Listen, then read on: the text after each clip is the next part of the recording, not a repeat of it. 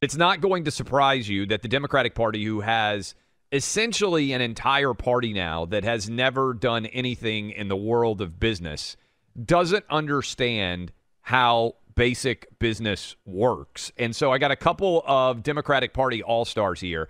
Elizabeth Warren says that profit margins are gouging. The oil companies out there are gouging you. Here is cut 16. I'm co-sponsoring with Senator Whitehouse and others a bill on windfall profits tax. Look, we get it, supply and demand, that prices go up, but profit margins should not go up. That's just oil companies gouging when they do that. So we're going to be on them on this.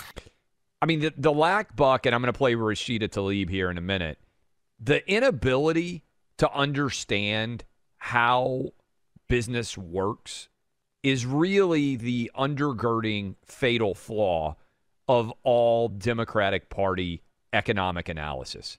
And it used to be that there were at least some Democrats in Congress who were really highly successful business people who had a strong voice, and that's just vanished. And they've turned all into socialists. So that's Elizabeth Warren going after oil companies. And then Congresswoman Tlaib came forward and said, it's not actually inflation that's going on. That 7.5% inflation that all economic indicators are letting us know exists. That's not inflation, according to Congresswoman Tlaib. It's actually just extortion. Listen to this. As you know, the pandemic has been, great for the richest Americans who have lined their pockets and doubled their wealth during the pandemic. As we all know, corporations have the nerve to blame inflation while consolidating their market power and raising the price of essential goods and services while working people foot the bill. For me, this is not inflation, it's extortion. No, it's inflation. It turns out, and Circle does not get the square on that one. It's inflation. Clay, when you have economic illiterates across the top of the U.S. government in very prominent positions, people who have only ever made money by either a paycheck courtesy of the taxpayer or essentially selling their access, their Rolodex, and their name as a result of that, they tend to not really know how this stuff actually works. Jen Psaki and Elizabeth Warren and not people you want in charge of your business or certainly telling your business what it can and can't do. And this is why inflation is a tax on the poor, more so than anybody else in the country. And there's still a lot of Democrats that don't understand this. As prices go up for all goods, the amount of profit that you're going to make goes down because of your cost increasing. So you have to increase cost as well. And that's why Biden trying to claim, wages went up, I think they said 5.9% or 5.5%, something along those lines for average workers, according to the most recent data. Yeah, but when inflation is going up 7.5%, that means that the average person has less money in their pocket. And when the Democratic Party actually represented working people, they at least claim to understand this a little better. When she's talking about all the super wealthy people, many of the super wealthy people on the East and West Coast in this country actually vote Democratic. And the people who end up with the biggest difficulty are people who have to spend all of the money that they make on goods and services because they get hit harder by inflation. They don't have hard physical assets. They don't own homes. They don't have land. They don't have a property to offset the overall rise in inflation. And so this is a fundamental failure. Thank God, I got to give him credit, that Joe Manchin stood up against this, Buck, because without Joe Manchin, think about how bad inflation would be even now, because Build Back Better, they would have spent trillions of more dollars even than they've already spent. It's crazy to think about how close we were to one of the biggest expansions in the history of the federal government on top of all the COVID spending. Nothing has been more politicized than inflation. Just let's hearken back to all the things we've been through. First, it was transitory. Then, inflation is good. Then we went to corporate greed. Now we're at Putin. Welcome back to the Clay and Buck Show. There's the man who actually got the Tea Party going years ago, if you recall, on the floor of the Chicago Mercantile Exchange, saying we need a Tea Party, and people took him seriously. That's Rick Santelli. But he's pointing out the shifting excuses for 7.9% inflation.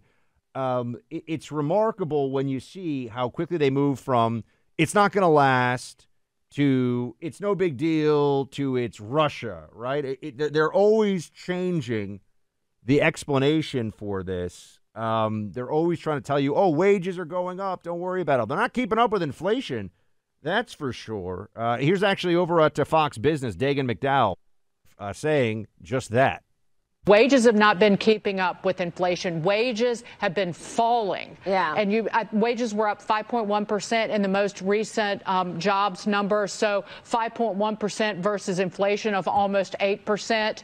That's somebody whose pay is not keeping up with the skyrocketing consumer prices. But this is only going to get worse in the weeks and months ahead. We've been saying it's going to get worse, Clay. The economy is going to get worse. We have, negative growth? Zero growth, really, looking like for the first quarter. And if we go into a negative growth quarter, now we're talking recession under Biden. Oh, and the threat of possible nuclear exchange because of Ukraine situation. It's not good right now. Not good. We've still got 2 million fewer people employed right now, and I think this is important to keep beating this drum, than were employed before we shut down the country. And by the way, we're about to come up on 15 days to slow the spread, the anniversary of 2-year anniversary of 15 days to slow the spread. I believe that started on Thursday of next week was the first time that phrase was ever uttered, to my knowledge. And so what I thought Dagan McDowell said there is so important, because the Biden administration, Buck, keeps trying to argue, wages are growing rapidly.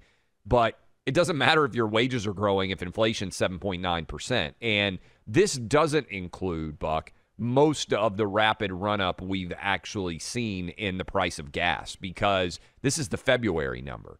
So as we move into March, it seems likely, and this, by the way, is a 40-year high. And one of the things that's interesting is if you use the CPI index that they used in the 1970s and 80s, we would be, I believe it's over 16% on the inflation rate. They changed the way that they calculate inflation. You can still go look at that old number, and if you see that, it's actually higher than it would have been in the 1980s. And I don't know how this is going to end anytime soon.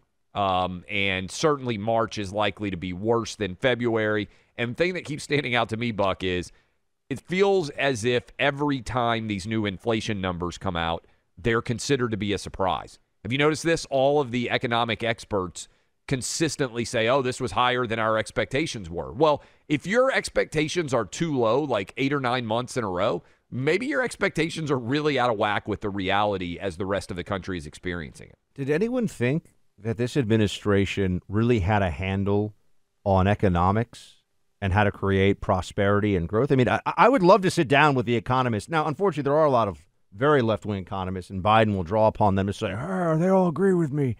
But this was the most predictable thing you could ever find. Joe Biden comes into office. They spend $1.9 trillion beyond the trillions that were already spent on a bipartisan basis in the early days of the pandemic. They're spending too much money. Inflation is rising. This is not a surprise. This is what happens. And yet they act like, wait a second, what's with all the inflation? Well, turns out. Yeah, modern monetary theory said this was not going to happen. Looks like they got that one wrong. You may have noticed this week that your gas prices have gone up. I want to talk to you a little bit about why. A lot of it has to do with Vladimir Putin. The reality is that Russia is one of the 3 largest oil producers in the world. And the fact that they have started this conflict, invaded a foreign country, and they are such a big producer of oil in the world is the reason why the global oil markets are disturbed right now and why your gas prices are going up. The president's going to do everything he can to bring down the price of gas for the American people. But there are a few facts you should be aware of. U.S. production of oil and gas is rising. In fact, in the first year of the Biden presidency, there was more oil and gas produced in the United States than the first year of the Trump presidency. And there's opportunities to produce more from here. But part of this is on the oil companies. So there's an increased demand for gas every year in this country. The economy expands, with the exception of COVID, of course. And so they say, well, the first year of Biden versus the first year of Trump, there's more oil. Okay. So then why don't we just kick open all the spigots, so to speak, and go all out with as much energy. Oh, they don't want to do that, Clay. There's some dissonance here in the position, which is they love fossil fuels. They're all about fossil fuels, except they're going to destroy the planet, and we need the Green New Deal ASAP. They cannot have it both ways. And people are picking up on, look, she's effectively in this PR role for the White House, a White House press secretary, but more than others that I can think of, she's just willing to say whatever. I mean, it's pretty shameless stuff you're seeing here because the price of gas has been rising since Biden came into office, way before anybody was even thinking about Ukraine. We can all see it. We all know it.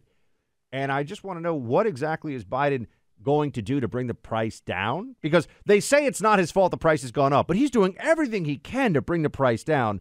Let's not forget, these are the same morons, and I mean the exact same people who were telling us in the middle of January, don't worry, we're going to send you 1 billion at-home COVID tests, which arrived like yesterday, defunct, frozen, destroyed, and completely useless for most people. That was a great move. 1 billion tests. Well done.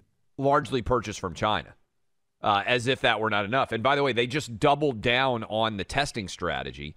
So if you are such a loser that you are sitting around obsessed, constantly testing yourself for COVID, you can go get 4 more COVID tests for free. And I put free in quotation marks because the media is really complicit in all this. It's not free. We're paying for it. It's our tax dollars. So this idea of free COVID tests that they constantly spread, no. It's not free. We're all paying for it.